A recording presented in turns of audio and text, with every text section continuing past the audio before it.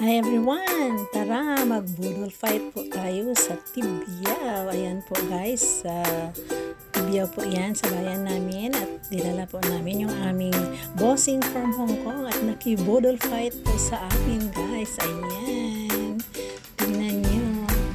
Ang dami naming nakain dyan kasi gutom na gutom kami. So, pasensya na kayo at talagang budol talaga ito. Nabudol kami lahat.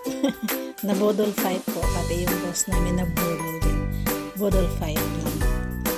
Ayan. So, enjoy na lang yung inyong panonood dahil nga kami ay enjoy din sa pagkain ng masasarap na pagkain ng Kalawag Mountain Resort. Ayan. Sa Tibiao nyo lang yan guys makikita.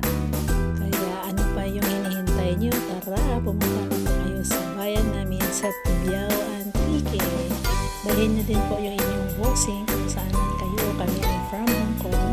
So ayan, sinama namin yung aming bossing dito sa aming bayan at matry nyo yung budol fight. Ayan, marami pa po yan siyang na-try.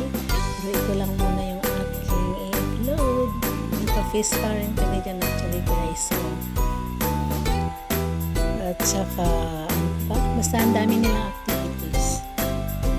So, thank you. Panoorin nyo hanggang dulo kung ano ang resulta ng aming budol fight na yan dahil almost na ubos namin lahat ng food.